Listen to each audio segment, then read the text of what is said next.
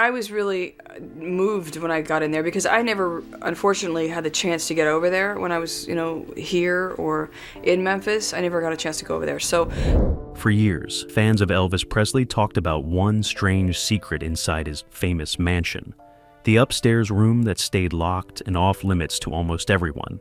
But when the sealed room was finally opened, the truth shocked even those closest to him. What could have been so powerful that Elvis wanted it hidden? The infamous Graceland room. Graceland sits on a stretch of Elvis Presley Boulevard in Memphis, Tennessee, and from the outside, it looks like any other large southern home. White columns frame the front entrance and green trees line the property. Fans press against the iron gates every single day, hoping to catch a glimpse of anything that connected them to the man who lived inside. But Graceland was not just a house. It was a world unto itself, with its own rules, its own rhythms, and its own secrets. And one of the biggest secrets in that house wasn't hidden in a basement or buried in the backyard. It was right there, upstairs, at the end of a hallway, behind a door that never opened. The upstairs floor of Graceland was different from the rest of the house. Downstairs, there was music and movement. The jungle room, with its green shag carpet and wooden furniture, gave the space a wild, lived-in feeling. The television room had 3 screens built into the wall, so Elvis could watch multiple channels at once. The pool room had a ceiling and walls completely covered in pleated fabric, giving it the feel of something between a carnival tent and a royal chamber. Guests came and went. Food was cooked and served at all hours, while laughter and conversation filled the lower floor at night. But upstairs was quiet. Upstairs was where Elvis slept, where he rested, and where he kept the parts of himself that the world never got to see. Graceland staff understood very early on that the upstairs was private. That understanding didn't come from a written rule or an announcement. It came from watching how things worked. When Elvis was home, the upstairs belonged to him. When he was away, it still belonged to him. Nobody wandered up there out of curiosity. Nobody tested the boundary. The culture of Graceland was built around loyalty and respect for Elvis. And that respect extended to his space. Everyone who spent time in that house knew where the line was, and they did not cross it. Among the rooms upstairs, one stood out because of how completely sealed it was. It was not simply a room that people avoided out of habit. It was a room that Elvis had made clear, in his own gentle and firm way, was not to be entered. The door stayed closed. It was not a guest room waiting for visitors, nor was it a storage space for old costumes or equipment. It had a specific purpose that only Elvis understood, and he never explained that purpose to anyone in detail. People who got close to him knew better than to ask. When Elvis made a decision about something personal, that decision was final, and the room was one of those decisions. Life at Graceland moved around that closed door, the way water moves around a stone. The staff went about their work on the upper floor, tending to what needed tending, but that particular door was always just there, closed and still. Over time, people stopped thinking of it as unusual.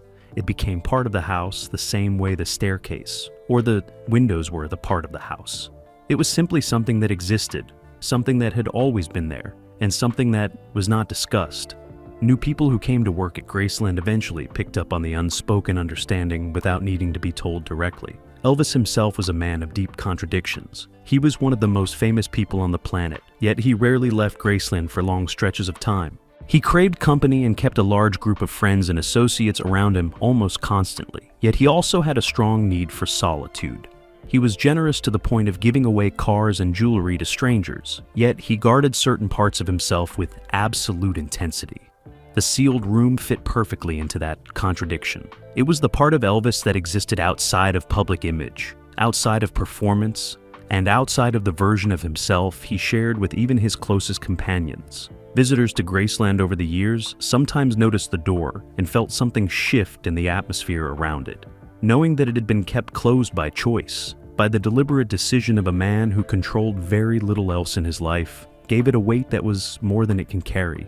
Yet, as the years passed and Elvis grew older, the room stayed sealed. Whatever was inside it had been placed there with intention, and it continued to serve the same purpose quietly, behind a door that asked nothing of the world except to be left alone. And for a long time, the world respected that request. The reason behind the secrecy.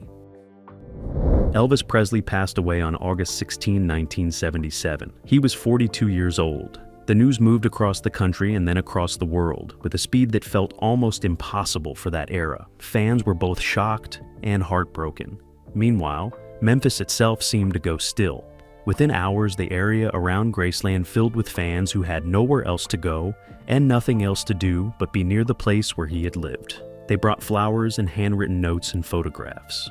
They stood in the summer heat and wept for a man most of them had never met in person, but felt they had known all their lives. Inside Graceland, the grief was of a different kind. It was not the grief of fans mourning a star. It was the grief of people who had shared meals with him, driven him to appointments, stayed up through the night with him, and watched him move through that house for years. The shock of his death hit the people closest to him in a physical way, the kind that makes simple tasks feel impossible. In the hours and days that followed, decisions had to be made about arrangements, about the public response, about the whole estate. Those decisions came quickly and under enormous pressure. Priscilla Presley, who had divorced Elvis in 1973 but remained deeply connected to him and to Graceland, stepped into a central role in managing the estate after his passing. The task in front of her was overwhelming. There were financial complications, legal matters, and the question of what to do with Graceland itself. The house was not just a property. It was the most visible monument to Elvis's life, and millions of people around the world had a strong emotional connection to it.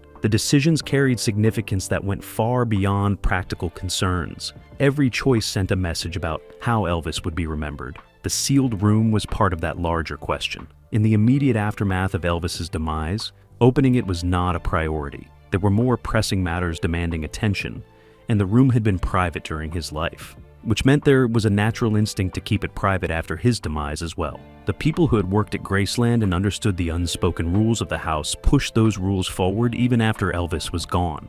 The boundaries he had set while alive did not simply disappear because he was no longer there to enforce them. They had become part of the structure of the place, woven into how everyone who knew Graceland thought about it.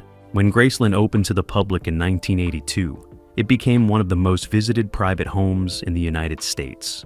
Tourists walked through most parts of the house, and even the meditation garden where Elvis was buried. The tour was carefully designed to give visitors a sense of his life without exposing everything. Certain areas remained off limits, and upstairs was one of them. Priscilla had made the decision early on that the second floor would not be part of the public tour, and that decision was widely accepted as a reasonable boundary. It preserved some sense of privacy for a man whose privacy was almost totally consumed by fame during his lifetime. The sealed room existed within that already private space, which made keeping it closed even easier. Visitors never reached the upper floor, so there was no public pressure to explain or justify why one particular room remained locked. Within the estate and among those who managed Graceland, the room was known but rarely discussed. It still held the same unspoken weight as always. Opening it would have required a deliberate decision, a reason strong enough to override the long-standing knowledge that the room was not to be disturbed. But for years, no such reason presented itself. There was also something deeper at work. The sealed room represented the last piece of Elvis that hadn't been examined, cataloged, or shared. Every other part of his life had been picked apart by biographers, journalists, former friends, and fans. His music, his films, his relationships, his health, his habits, and his struggles had all been written about in exhaustive detail. The room was the one exception. It was the one place where Elvis had maintained absolute control, and leaving it sealed after his passing felt, to those who cared about him, like a final act of respect for that control. To open it too soon, or without sufficient thought, would have felt like a violation. Decades passed. The estate continued to manage Graceland with care. New generations of fans discovered Elvis and made the trip to Memphis. The house was maintained and updated in places, but the character of it was preserved, and through all of it, the upstairs room remained the way it had been. The door that had never opened during Elvis's life did not open after it. Whatever he had placed inside, whatever reason he had for sealing it in the first place, was left undisturbed. The world outside kept moving, kept changing. But behind that door, time had simply stopped, until something finally changed. The inevitable decision. The Presley estate had managed Graceland carefully for decades, but by the early 2020s, the people responsible for the property faced a new set of challenges. The The house was aging. Certain parts of the structure needed attention that went beyond routine maintenance. There were also larger conversations happening about how Graceland could evolve as a destination while still preserving what made it meaningful. These were not simple conversations. Every decision about the property threatened the idea of Graceland as something almost sacred. Change was necessary, but it had to be handled with an unusual level of care. Riley Keough, Elvis's granddaughter, had become an increasingly important presence in conversations about the estate and its future. She's the daughter of Lisa Marie Presley, who had inherited Graceland from Elvis and managed it for most of her adult life. When Lisa Marie passed away in January 2003, Riley became the direct heir to Graceland, to the Elvis legacy, and to everything that came with both. She was young, and she approached the responsibilities in front of her with a combination of seriousness and a genuine desire to understand what she had inherited, not just financially, but historically and emotionally. It was within this context that the sealed room came back into focus. As plans for various updates to the property moved forward, the question of the upstairs room could no longer be deferred. Workers moving through areas of the house that needed attention eventually reached the point where the sealed room sat directly in the path of what needed to be done. It was not a dramatic confrontation with the past. It was a practical situation that forced a decision. The door was there, work was happening around it, and the people responsible for Graceland had to decide, clearly and formally, what to do about it. There were conversations among estate representatives, historians connected to the property, and members of the family circle. The room had been sealed for so long that opening it felt like an event with consequences that were hard to predict. Nobody knew exactly what was inside. There were guesses and old memories from people who had been close to Elvis, but no one had a clear inventory of the room's contents. That uncertainty was part of what made the decision feel heavy. Opening the door was not just a practical step, but an acknowledgement that the last sealed chapter of Elvis's private life was about to be read. When the day finally came, the atmosphere inside Graceland was subdued. There was no press present for the actual opening. The decision had been made to handle the moment privately, with only a small group of trusted people on hand. Whatever was inside the room, the first encounter with it belonged to family, and to those who had dedicated years to preserving Elvis's legacy with integrity. The public and the media would learn about what was found, but the moment of discovery itself was kept close. That choice reflected the same instinct that had kept the room sealed in the first place. The hallway leading to the room looked the same as it always had. The walls, the flooring, and the light all carried the specific feeling of Graceland's upper floor, silent, preserved, slightly removed from the world outside. The small group that gathered near the door moved with a kind of natural slowness, the way people move when they are aware that something is about to shift. The key, or whatever mechanism was used to secure the door, was handled carefully. There was no countdown, no formal announcement. The door simply opened, and the air that had been sitting inside that room for years moved into the hallway for the first time in a very long time. The first thing that struck the people present was the smell.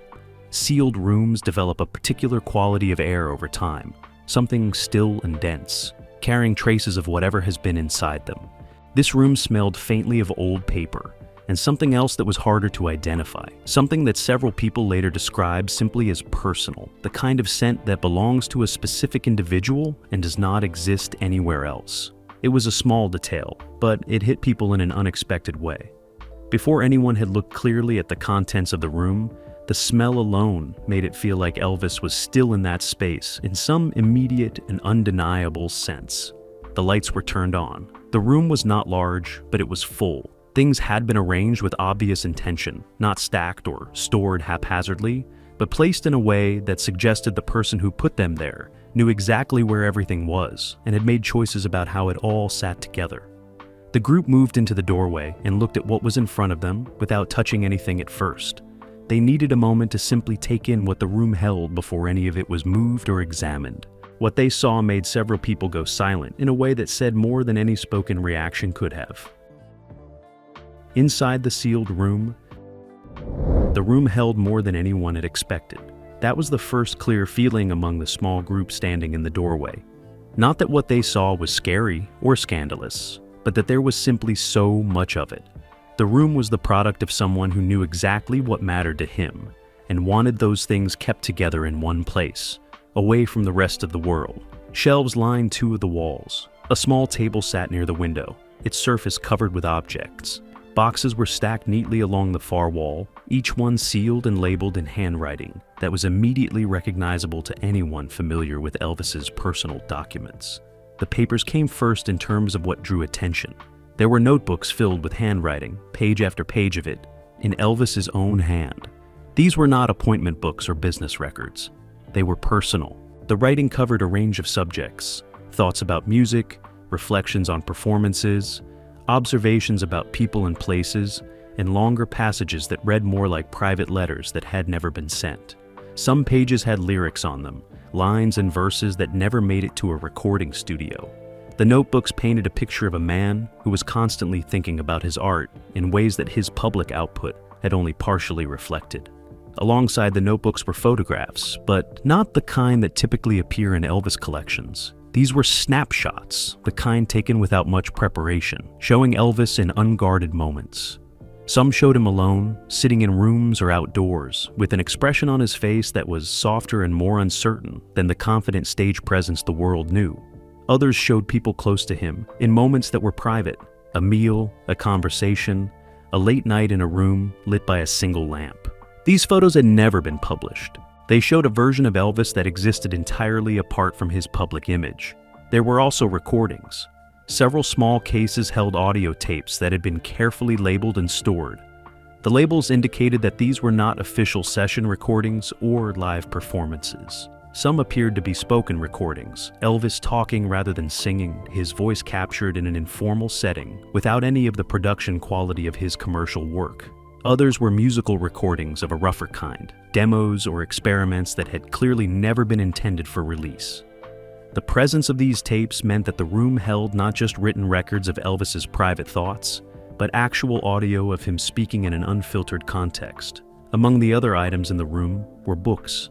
Elvis had always been a reader, drawn particularly to spiritual and religious texts, and the books in this room reflected that interest in a concentrated way.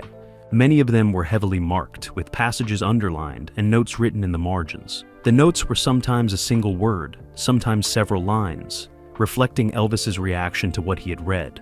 The books ranged across different spiritual traditions and philosophical perspectives, and the pattern of his marking suggested that he had been working through serious questions about faith, identity, and the nature of his own life. These books had been read and reread, wrestled with, and returned to over time. There were personal items as well, objects that carried obvious emotional significance without needing explanation.